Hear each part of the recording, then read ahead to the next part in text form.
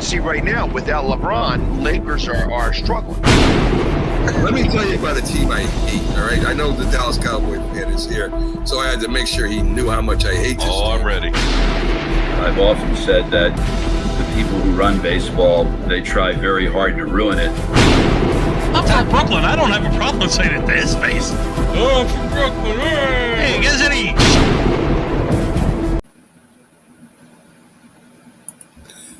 This is a presentation of Northeast Streaming Sports.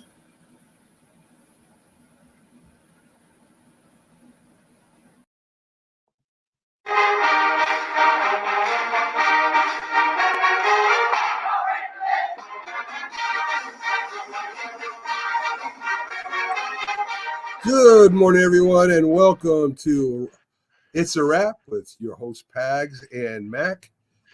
Good morning, Pags. How you doing today? You look a little tired, my friend. Yeah. Okay. Yeah, I kind of look like how our defense looked last night. Yes, especially in the second half. So, and we'll definitely get to that. But first, let's talk about your rivalry there as Dallas Thursday takes care of business against Seattle. Seattle jumps up quick, Pags, with Metcalf, a big touchdown almost right off the bat. Metcalf kind of abused the phenom over there, Bland, who had 5 pick sixes, kind of manhandled him and showed him, what it is to play against a big receiver here in the NFL. The Dallas defense didn't look that good really in the beginning. They did have a big stop one point during the game, but it was the Dallas offense, right? They even ran the ball a little bit. CeeDee Lamb has a big game. Dak plays really well again, and they come away with the victory. The Lockett drop, though, Pags, at the end of the game. Lockett makes a big drop into Dallas territory. They're down like a 30-yard line. It would have been first down. Who knows what would have happened? But Dallas comes away with the victory, and I think they're 9-3 now, Pags. Yes, and a funny stat in this was only the 5th game ever in NFL history that there was not a punt. Yeah. So I mean, obviously, a little bit of concerns for the Dallas defense. Seem to be letting up a lot of points. If they're not getting pick sixes, they are giving up a lot of yards and a lot of points. Yeah, I mean, you can throw on Dallas, Pags. I mean, that's a lot. That's what happened with Philadelphia. I mean, at the end of the game against Dallas, they make that big comeback and they were thrown all over Dallas. So it is a concern, especially going up to play you guys next week. And we're definitely going to get to that game as we go along. But first, let's talk about the Colts. Colts beat Tennessee 31-28. They're 7-5, and they're alive in a playoff race. They had 2 blocked punts. One was returned for a touchdown. Wide receivers Pittman and Pierce, they caught touchdowns for Minshew, who had a really good game. Let's see if I can get his stats for you. 26 for 42 for 312 yards.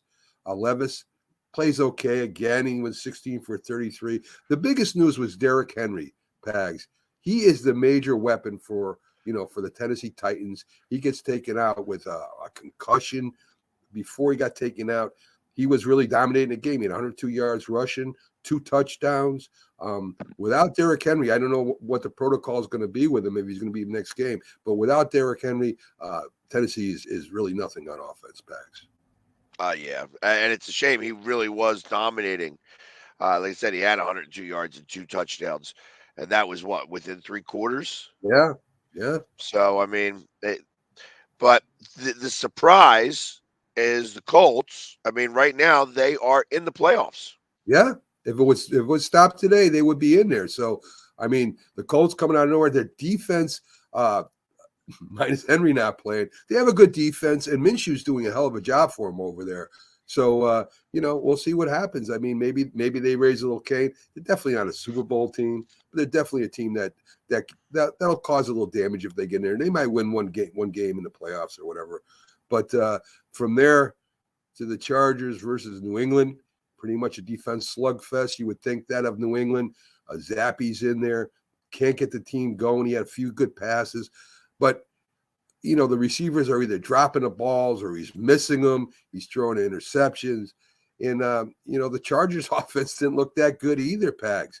I mean, to me, the star of that show was the punter. The punter, I pinned the Patriots down within the 10-yard line multiple times.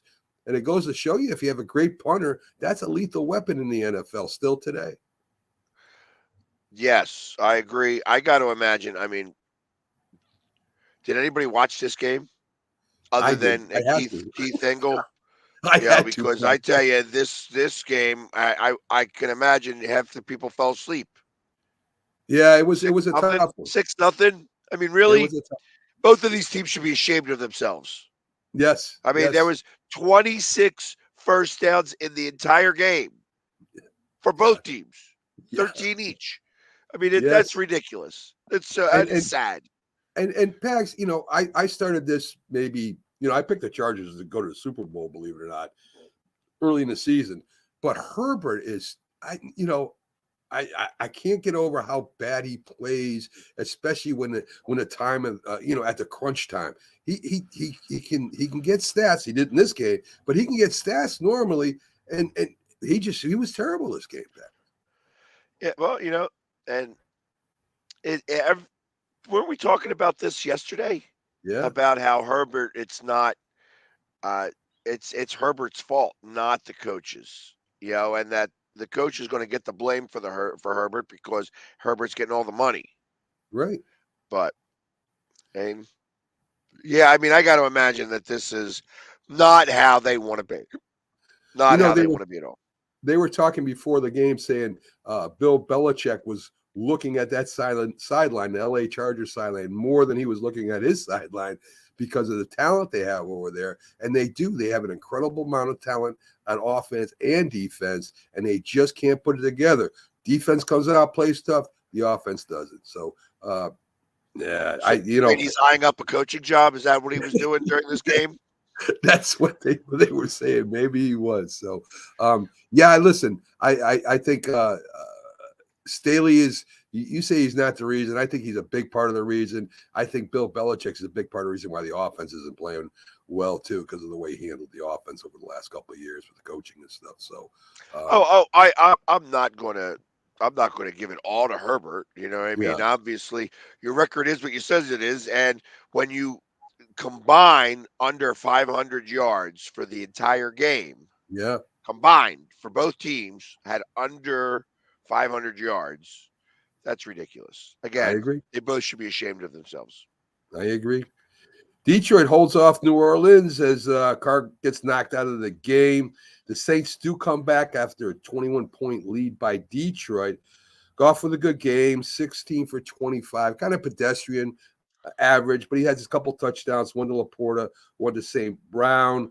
They each had a touchdown apiece. Tyson Hill, who is probably my favorite football player in the whole league, runs for a touchdown. Kamara has 2 touchdowns in a loss. Detroit now 9-3. They're tied with Dallas, and I'm thinking the San Francisco 49ers for the second best record in the conference, Pags. Hey, you know what? They were able to stave off this comeback. I mean, I thought when it was 21-0, I'm like, this is over. It's all right. It's going to be a blowout. And next thing I know, I'm like, damn, it's only 5 points. That's yeah. It just shows me that Detroit is not an elite team.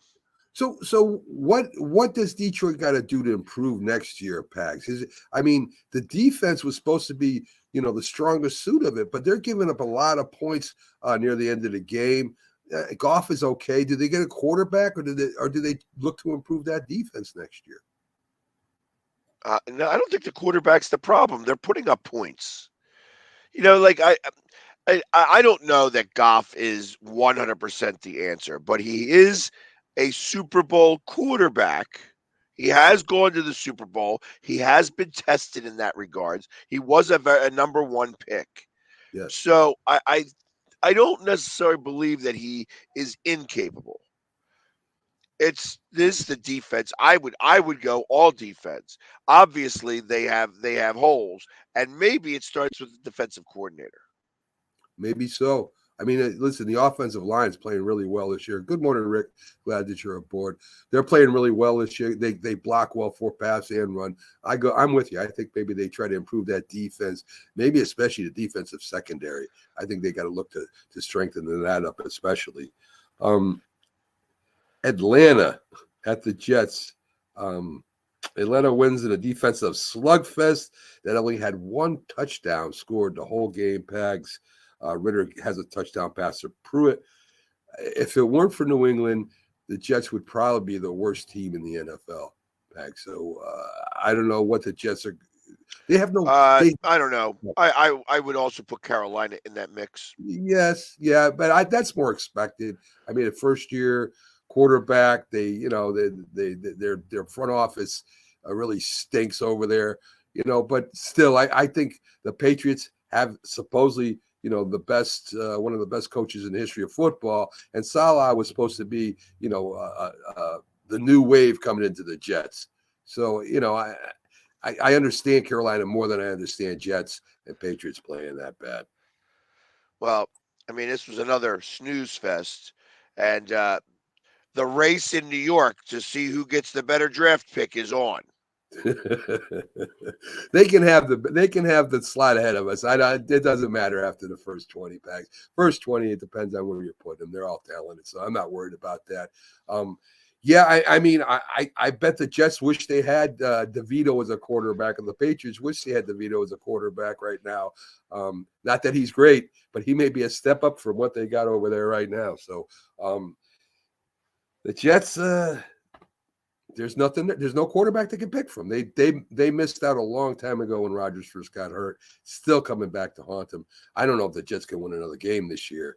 And as Rick says, this should be the end of the Rodgers talk.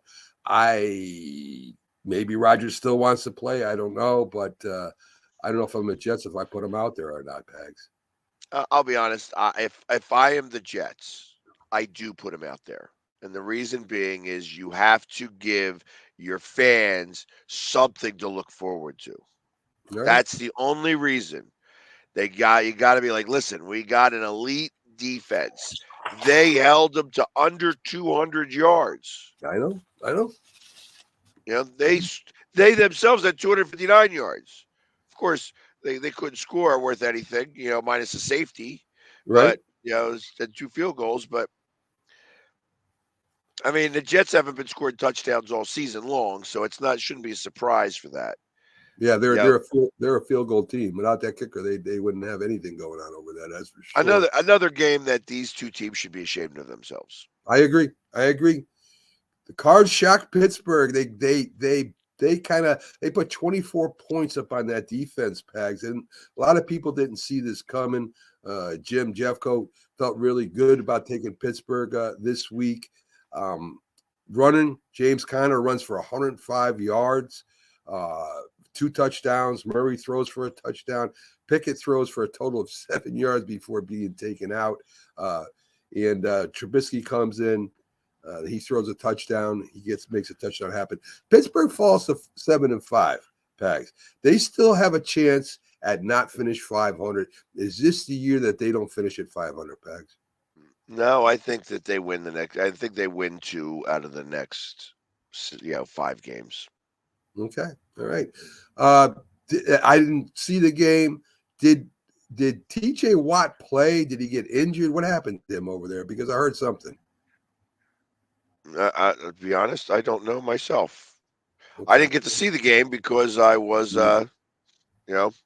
at another game. But it doesn't say. It says Pickett got hurt. I don't see anything about T.J. Watt.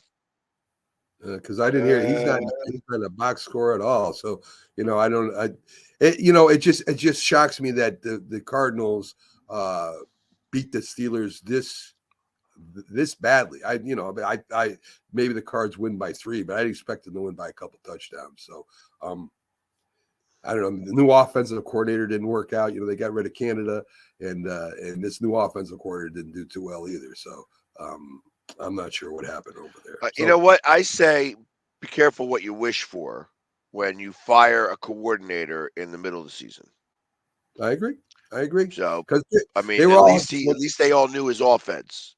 right, That's and Pickett when he leaves, he has a good game, falls right back down. Where I never liked Pickett as a draft pick over there anyway. I know he's a homeboy, homegrown, but I never thought he was that great of a quarterback. Tampa Bay raises his record to 5-7, beating Carolina 21-18. Me and you both picked them as an underdog, but you changed it at the last minute, Pags, when you made your picks. But you did have Carolina as one of your favorite underdogs. I stuck with them. They lose 21-18. They still only have one win, a 7-yard catch and run by let me. Who is it? I'm trying to remember his name. Help me out, Pax. Tampa Bay, great wide Hubbard. receiver. No, it's great wide That was receiver. Tampa Bay. Evans, Mike Thank Evans, you. 162 yards and a touchdown. I Yes. tell you what, Mike Evans. If it wasn't for Mike Evans, Tampa Bay wouldn't even be a team right now because I'm not a big fan of the way Baker Mayfield's playing. However, I mean, I have Mike Evans on my fantasy team, and he's been helping me win every week. So I got to continue to play him, and that's the only reason why I know Mike Evans is doing anything. Well, he ties Randy Moss's all-time touchdown. He's second now with Randy Moss behind Jerry Rice, all-time touchdowns caught, and 10 consecutive 1,000-yard seasons. Unbelievable, right? Unbelievable. I mean, the guy doesn't stop. And you know something, Pags? This division is probably being won by a team with a losing record, something like the NFC East did a couple of years ago. So, I don't expect one of those teams to have a winning record when it's all said and done over there. Miami blows out the Commanders 45-15. Ron Rivera took over the defensive coordinator duties as they let go of their former defensive coordinator Jack Del Rio. They didn't look any better on defense. Miami ties Baltimore and the Jags right now, 3-way tie for first slot at 9-3 in the AFC. Tyreek Hill has a monster game, 157 yards, 2 touchdowns. Andrew Van Ginkel with a pick 6, and Washington falls below the Giants, Bags. Yeah, I was going to say, and there's much rejoicing in New York since they are not in last place. So far, we haven't played our game next week yet. We're going to fight with the Commanders to see who gets that last place. But listen, Miami, they have an offense that can do anything. How they let Tyreek Hill get behind them. I mean, I'd play back 30 yards if I had to. I want to keep Tyreek Hill in front of me. Tyreek Hill just outruns the safeties twice that I saw. Yeah, well, and that's. And listen, it's you can't play 30 yards back. You can't do it because even then, there's too much field to try to catch up on him. So it's the only way to really get Tyreek is you have to get him on the line. You have to disrupt his flow. So you have to be able to bang him on the line, and that's not easy to do half the time. But yeah, that's the teams that beat Miami Dolphins that have beaten them with defense have thrown off that the anticipation. The whole scheme in Miami is all 3-step drop. As soon as he hits that third step or fifth step of the deep drop, the ball's out of his hand, going to the area where it's supposed to be. You got to knock the receivers off their routes, and you got to knock Tua off his spot to beat these guys. And you can beat them, Bags. They've done it. The defenses have done this. Yeah, well, I know the Eagles beat them. Right, exactly. So of course the Commanders that whole organization is going to make a big change anyway. The handwriting was on the wall when the new ownership came in and they got rid of Chase Young. I said, that's it for everybody there. So I don't even know if the offensive coordinator stays. Pags. They may clean the whole house, everything. They may, Yeah, I would. Yeah, I'd start 100% fresh. Listen, if you're down this far, let's do a full GM on down. Yeah, GM start on down. fresh. Yeah, Yeah, I agree. And let the GM pick his head coach, and let the head Yep. coach pick his coaches, and at least you'll be on same wavelength going forward. You can't keep going like it's going, because they're going to be investing a lot of money in the stadium. They're going to be investing a lot of money in everything there, and they got to get that team and get that team back right again. It was a great franchise at one time. So let's see if that happens here. It's not going to be easy either, Pat. It's not going to take 1 year. It's going to take a few years for that team to get back on course again. Correct. Houston 22, Denver 17. The Texans knocked Denver off their winning streak. Denver's defense played really well. C.J. Stroud was big early, but at the end of the game, he was sacked quite a few times. But the Houston defense has the last say. Russell Wilson had one play, and at the last play, it got intercepted by Houston's defensive backfield. Russell Wilson only had 164 yards passing. Stroud had 264 yards. Like I said, Denver's defense sacked Stroud 5 times. It was a well played game on both sides of the ball. Not many penalties bagged. It was just a good game. 3 interceptions by your boy Russell over there. Yeah. Yeah, that was the difference. I ran into a Broncos fan at the end of the Eagles game, and I said, "How'd the Broncos lose today?" And he turned to me and goes, 3 interceptions. That's how they lost it.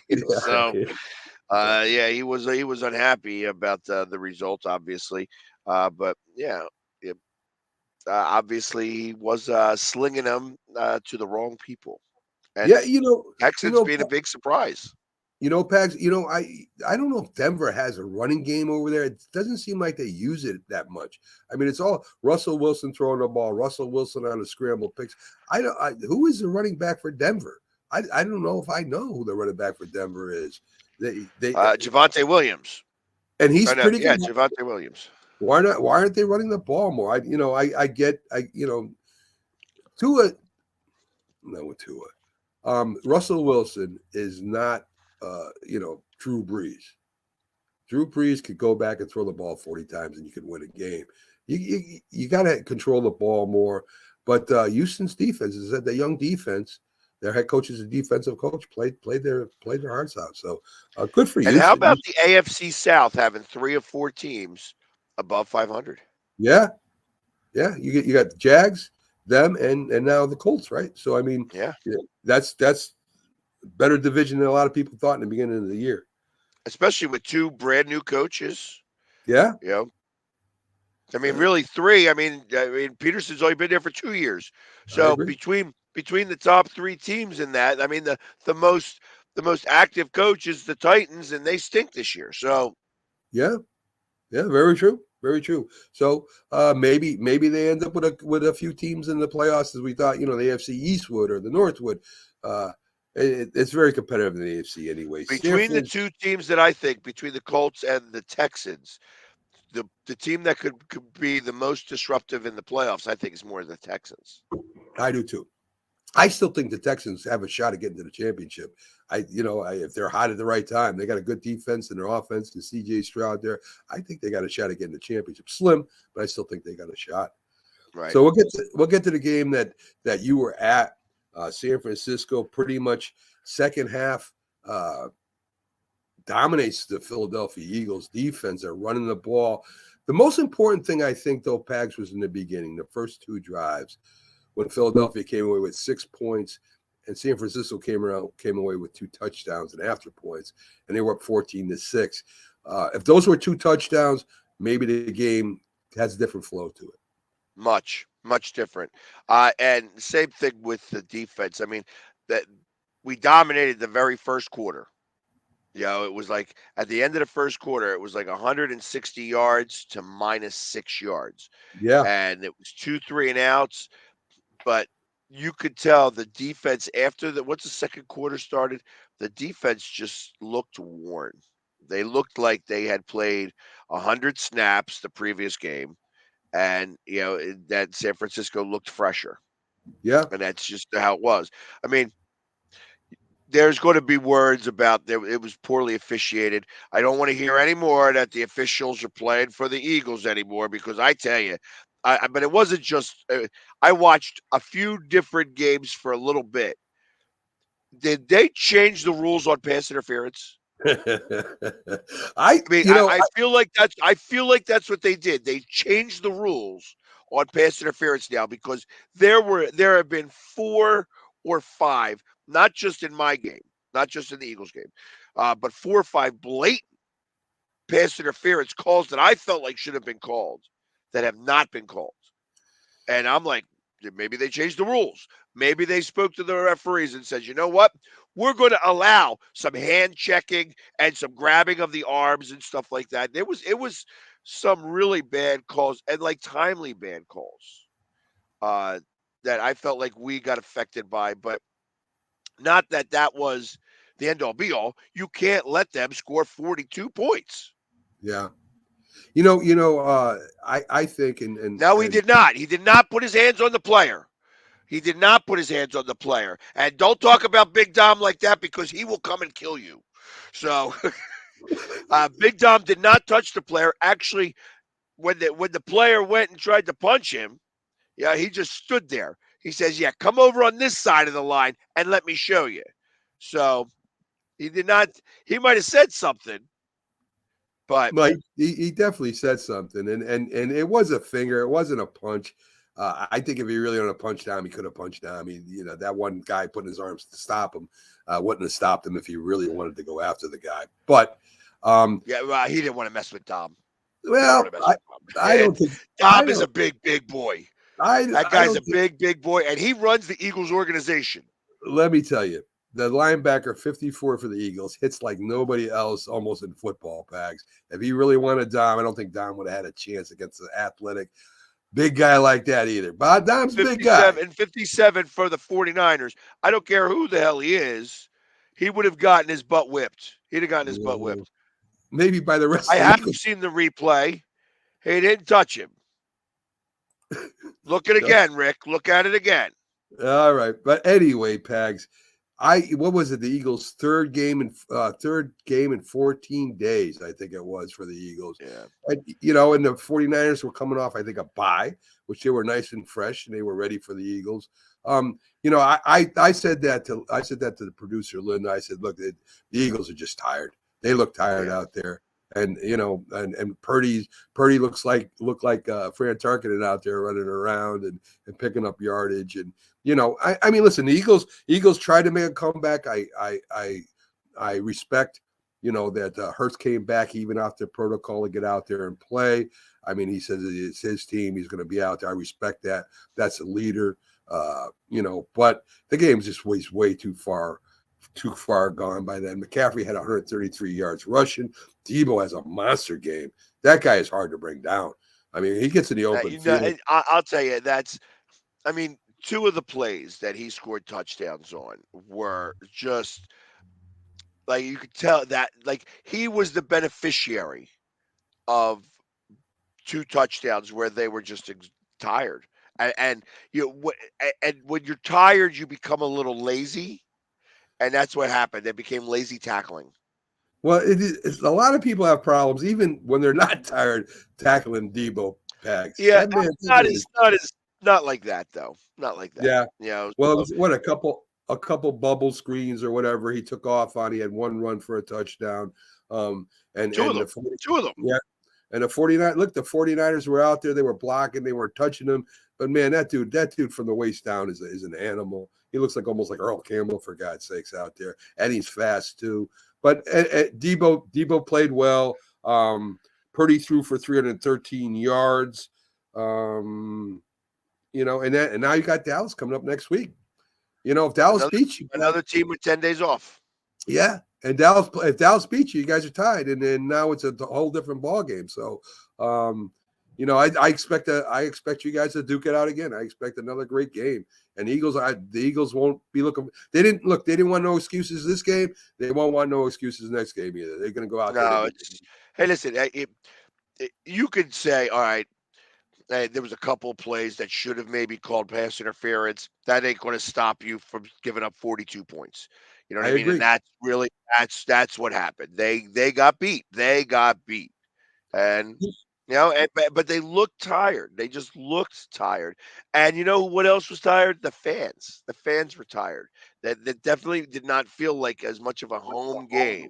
And not that the 49ers had a lot of people. I want to say they had about 8,000 people in the stadium, which is still pretty good for an Eagle stadium to have that many people in the stadium.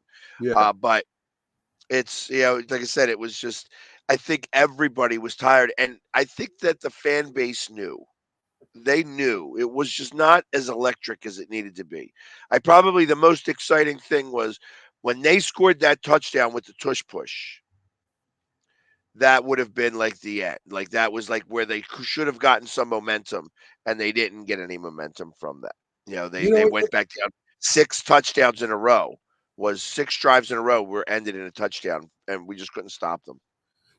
it depends on the officiating crew what is called.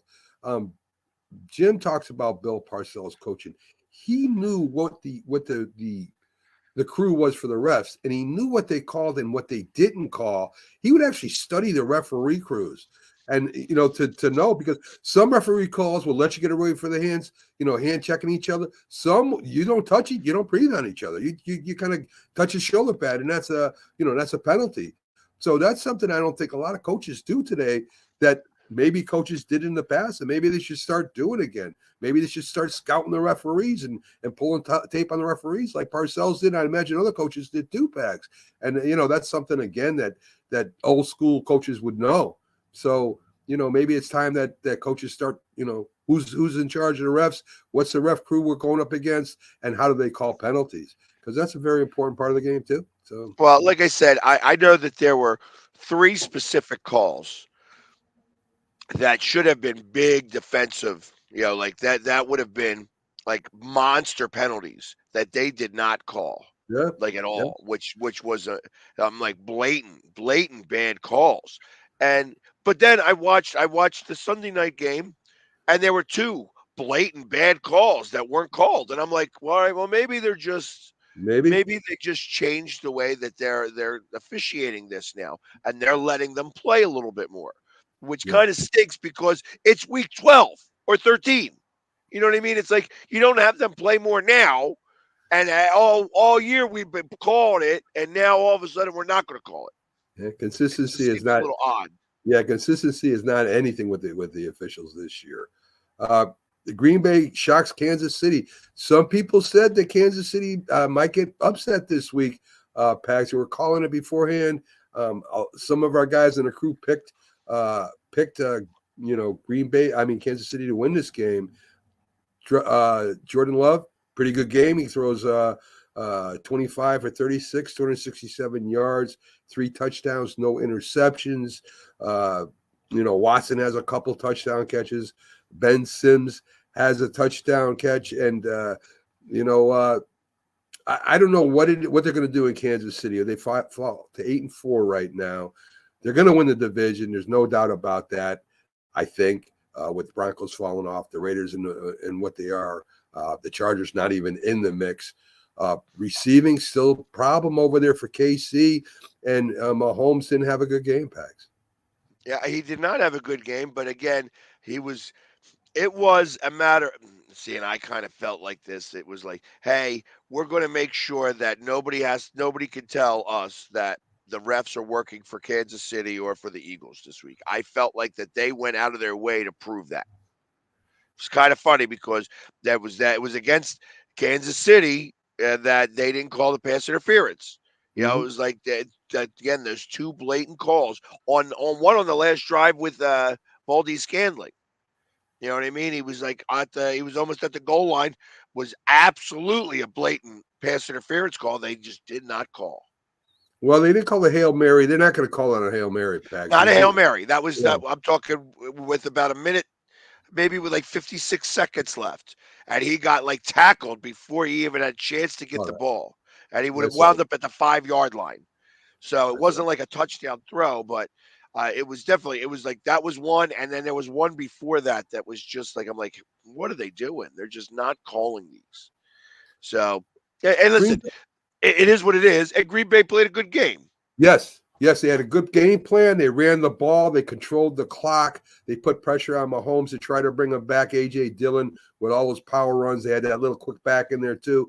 But it's mainly A.J. Dillon, off tackle, left, off tackle, right, and up the middle. And, Kansas City was having a problem making tackles too.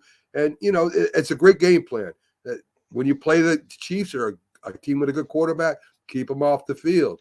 Don't give them a lot of time. Keep them under pressure. They still had a chance to win it at the end, and that's when I was talking about that Hail Mary. Kelsey was looking for a pass interference. You're not going to get a pass interference. Yeah, you're not going to get it on there. I wouldn't be surprised. I know they have Kelsey. I would not be surprised they bring in Zach Ertz. I've heard that too. Zach Ertz is becoming more and more fit there because he's a guy who can actually get open in some space and catch a ball, and then they'll just go play out of a big set. Which sounds like a great thing, but it won't be because they don't have any blocking tight ends in that set. It would be two receiving tight ends. So, but I think Andy Reid can play that. They would have to go heavy. They would have to bring an extra offensive tackle or whatever on one side just to keep the pass rush or whatever, or maybe chip, whatever they would have to do. Definitely Andy Reid would know what to do with that. Are the Packers for real, Pags? I mean, they're 6-6 now. They're back in it too. Are they for real? Are they? Do you think that maybe by the end of the year, Jordan Love becomes what people thought he might become, and they do a little damage? Everybody thought this was going to be a rebuild year for the Packers. I'm going to say that they are not there yet. They're not going to be a playoff team, and people are going to be happy enough with Jordan Love. Yeah, it's like this is his rookie season. Yeah. Yeah, listen, they put his stats up against Rodgers, and they're pretty comparable for the first year. So, he's surprising me a little bit. He's getting more consistent, and I think that's because they're running the ball more. They're doing play action more. They're not putting him back in the shotgun and saying, win the game for us. He's not ready for that yet. Right. Monday night, Jags have a chance to go to 9-3. They're 8-3 right now. I made a mistake. I said they're 9-3. They're 8-3 right now. They're playing Cincinnati. Cincinnati gets T. Higgins back. They got Jamar Chase. All the person they don't have is the most important person on that offense. And two great wide receivers. Maybe the backup can hook up with them a couple times. I like the Jags tonight. Jags are just overall, I think they got on the field right now. They're a little bit more better. That's simple to me. I got the Jags tonight too. I don't think Cincinnati. Cincinnati goes as far as Joe Burrow takes them, and Joe Burrow ain't taking anybody nowhere right now. No. What a contract, huh? Holy good God. Well, you can't help injuries. I mean, that's injuries are injuries. It's so. true, but Pags, you as an owner or a GM, the guy got hurt his first year there. He got hurt at where was he? LSU, I think, if I'm not mistaken. Maybe not LSU. I'm not sure now. He wasn't LSU, but LSU. He got hurt there. He gets hurt his first year here. He's hurt again. I mean, that's a lot of money, guaranteed money to be paying somebody that gets hurt like that. And I don't know if the owner regrets it or not right now. If I was the owner, I would be. I mean, maybe you sign him to incentives, which would have saved you some money. They got to start redoing. Well, the first year he gets an ACL because he was sacked 180 times before the first 6 games. True. So I mean, that one I don't really blame on Joe Burrows. This one again, it's a weirdo injury. Like he's what is like something like one of the muscles detached or whatever. Yeah, That's a weirdo injury. It's not something that you have all the time. I don't know that I would consider him injury prone. And listen, he's already gotten you to a Super Bowl once. Yeah. Almost single-handedly won that game for you. If it wasn't for the fact that you had an offensive line that was Swiss cheese and let him get sacked 118 times in that game alone. Yeah. You still almost won that game for him. Yeah. I don't know. I mean, listen, this is his prime right now. If they don't do it in the next couple of years, Pags, they're going to be like the Buffalo Bills. I disagree with that. You're saying that that's his prime. I think good quarterbacks actually get better with age. And, you look at Rodgers and you say, okay, his first couple of years, he was all right. And then he won a Super Bowl. You know what I mean? Like Patrick Mahomes is like the anomaly. Jalen Hurts is like the anomaly. You know, I feel like when you have a good quarterback, they're able to see the field. They learn things better and differently while just like, oh, okay, I've seen this before. I do this and such like that. And because their muscle memory is much different than many other quarterbacks. That's why there's so many pedestrian quarterbacks and there's only a few elite ones. I look at Joe Burrows as one of the elite ones, and I And think when that he's he's playing going to healthy, get better. And I would say when he's 30, 31 years old, that's when he's going to be at his most elite. do you think they regret taking Lamar Chase and not building the offensive line for Burrows now? Yeah. I mean, listen, we already know. How many times do I say it? That the trenches is where championships are won. And you could have a lot of parts around that. But if you don't have the soldiers in the trenches, you're not going to win. Yeah, And that's kind of the problem. Like they were able to only get so far, but they got to still fix that offensive line. They fixed the agree. defensive line. They are getting a little bit of pressure, but the offensive line still is what's failing them. Which is why Patrick Mahomes is having a lot of problems. A lot of people are blaming the wide receivers. He doesn't have time to throw like he used to have. He's got to run around and try to. And these young receivers, they don't know, how to get open like the other receivers they had, on especially on those, drills when you're running away from the defense, to get open. So the offensive line of KC has really let them down too. So let's get into college football. Alabama beats Georgia, jumping out fast. Georgia comes back. Difference in that game, Pags, was a field goal that bonks off the post. Otherwise, it would have been a tie game. But they win. And with that win, they knocked Georgia completely out of the top four, Pags, which the number one team we discussed before the show. They're the number one team all year. They lose one game to a very good Alabama team, and they get knocked out. This is why nobody wants the NCAA at all anymore. And you know what? Let's have these monster conferences and let's do it all by ourselves because the NCAA is a joke. This whole thing is a joke. I mean, if Florida State has every right, Georgia has every right, Texas I don't think should be in there at all. You know what I mean? They lost to Oklahoma. That loss should have a lot more weight to it than Georgia losing to Alabama. Yeah, I mean, come on now. Like this is kind of what it is that I'm talking about. Like it's that whole thing is a joke. Thank God I don't like a college team. You know what I mean? Yeah. Thank God I'm not like that. You know, into Texas gets college. Texas gets the cred because they beat Alabama along in the beginning of the year, and Alabama is sure not the same team it was back then. Alabama would whip Texas right now. They might end up getting a shot at playing them to show that they will do that. And of course, you mentioned Florida State. They go undefeated. They win the last game without their starting quarterback, 16-6. Defense plays really well, and for going undefeated, the commission says, well, sorry, you can't play with the top four. I do agree with it. I said that to Keith that I didn't think Florida State, if you want to say the best team right now, is the top four best team right now, but still they went undefeated, Pags, and Florida State is ripping right now. As they should be. As they should be. I mean, that's why Georgia, I thought that Georgia was the one catalyst. Like if Washington lost, that wouldn't have been a big deal. Like there, you would have had both Georgia and Alabama. Like obviously, Georgia had to win, But if Georgia lost and Washington lost, Georgia would just be in.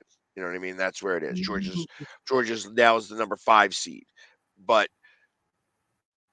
Georgia losing was the one that was going to screw this all up, and it was a great game.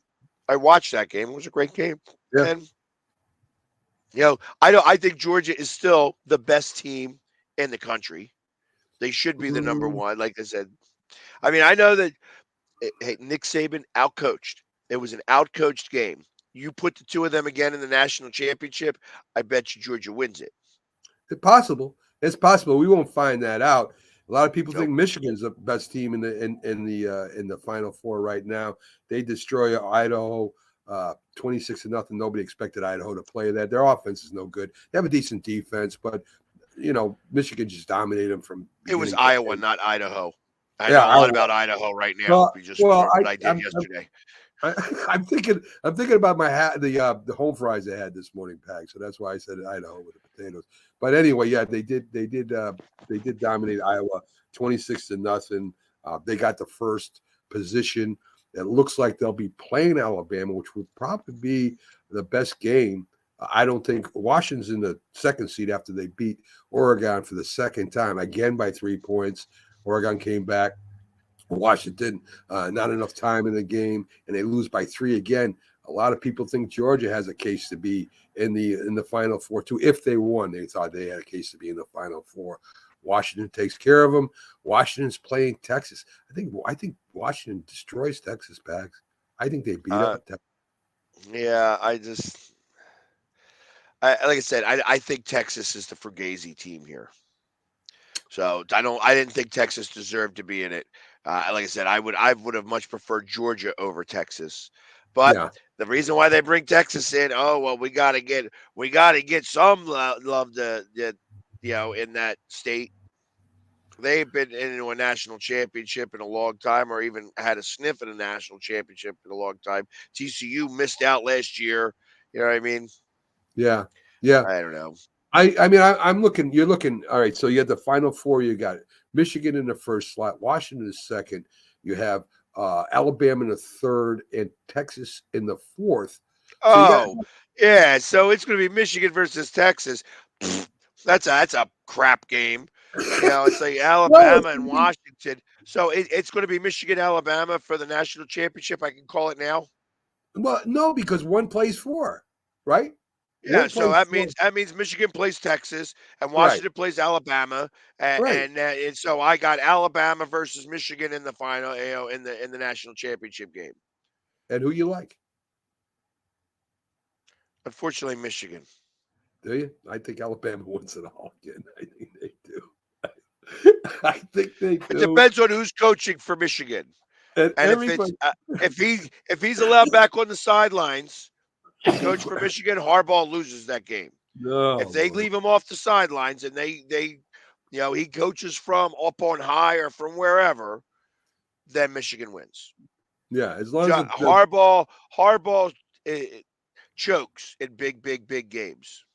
As long as the crying assistant coach isn't coaching either, because he'll start crying when they score a touchdown. Every time they score a touchdown, he'll cry. So that was the weirdest thing I've ever seen. But anyway, yeah, I think Alabama wins the national championship again. And now everybody's going to be ticked off because they're going to say that Florida should have been in and Oregon could have beat them. And if the matchup was right, maybe Washington could have beat them. It's going to be a total mess up. And then next year they'll have 8 teams and we won't have to worry about it anymore. But I still think with the NCAA running it, I still think with the 8 teams, there's going to be like 2 teams on the outside that think they should be in the 8. I still think it's going to be screwed up. But I ain't worried about the 9 and 10 team. I am worried about the 5th and 6th team that I think are better than the top 4. Yeah. I'm just telling you. That's where I have that. Max, there's always going to be an upset thing. As I said a long time ago, set it up like the NFL. Have the division winners play each other for the playoffs. Have the wild card if you want. Bring it all the way to the national championship where 2 teams play each other. Knock each other out. 1 game. See you later. But that won't happen anytime soon. NBA, little news for you. I ain't got a lot. Jokic leads the NBA with 579 points, 255 rebounds, and 196 assists. Pags. This guy is like he's you could talk about Wembanyama, you could talk about anybody else. This guy, he's on track to be the MVP again this year. Yeah. That's all I got to say about that. I don't watch him play. I'm not, I'm so into football right now. I haven't been paying much attention to what's been going on with basketball, including when it comes to the Sixers. But it's, when you say those numbers, it's like, okay, it's like there's, he is right now unstoppable. It seems like that's what's going on. And, when somebody's got that type of strength going on, like he's putting up those numbers and he doesn't care. Like he just does it. It's not like he's doing it for his own accolades. He didn't even want to stick around for the parade. He's like, I want to go home. Yeah, I mean, I mean, some of the shots he makes from half court or whatever and over to people, and they just shake their head after he makes a shot. It's just like there's no way to cover this guy. Draymond Green puts a tackle on a guy underneath the basket. He tackles Terrence Mann, going up for a rebound. So Draymond Green wants to play football, Bags, or wrestle. I think when he retires, he should go in maybe the WWE. You know what I mean? So he tackles the guy. I don't think he got kicked out of this game because he kind of backed away from him. He didn't put him in a chokehold. He just tackled him by going for a rebound. And that's what Draymond Green is with the Golden State Warriors. That's what he is. He's the guy that does that. And they know that. Trash is what he is. He's trash. They love it. They love him in Golden State, Pags. They love that, man. Who else is going to do the dirty work for him over there? So, I guess. It's not going to be Curry. No, Stephen Curry isn't going to do that. You kidding me? Let's see. Top 5 in the East is Boston, Orlando. Does that surprise you? I know it's early, but does it surprise you that Orlando Magic is number 2 right now in the East? Maybe a little bit, but I mean, you think about it, they've had a lot of number 1 picks, so they're just now starting to come into their own. So it's not a surprise that they're number 2. I just think that you just haven't heard of the people but they've had not a number, not number 1s, but they've had a lot of high draft picks for the last couple of years. So they're just now starting to really play and gel together.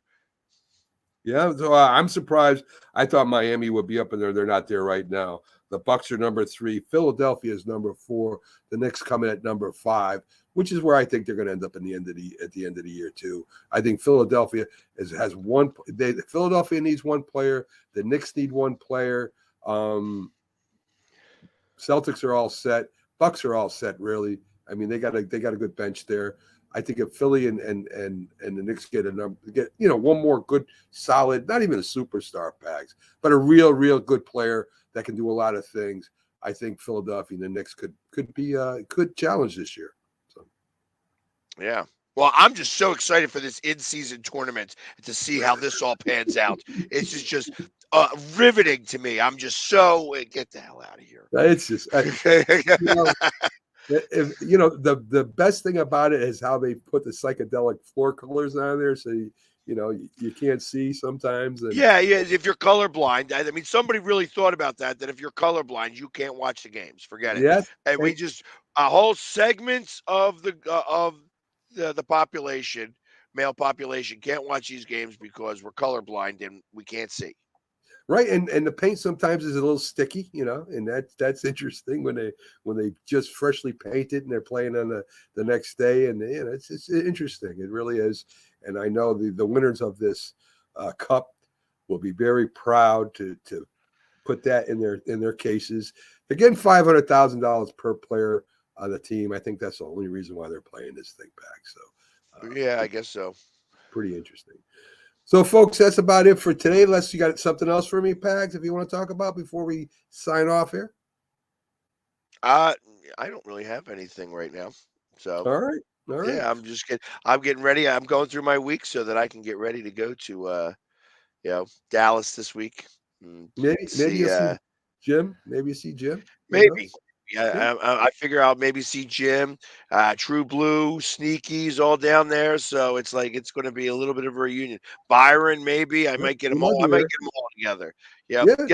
Let's get the band back together for one more podcast. Yeah, we're talking about Jim Jeffcoat and Byron Williams. For those, we're just talking. We know them by their first name, but Jim Jeffcoat, Dallas Cowboy, great defensive end. Byron Williams, a former, very good NFL wide receiver on a lot of different teams. So them two, that's what we're talking about. So up after us is Coffee and Sports with Chris and Mo. They follow us. Great morning show. So stick to the Roku channel as we got a lot of good shows today coming on. Pags will see you Wednesday. I'll see you again Wednesday on the Northeast Professional Sports Show. Then he has the NFC East show right after that. And J&B Talking Shop is on that. Wednesday's a big night on Roku. So, folks, thanks for tuning in. Thanks for the comments. Thanks for the views. And we'll see you next week.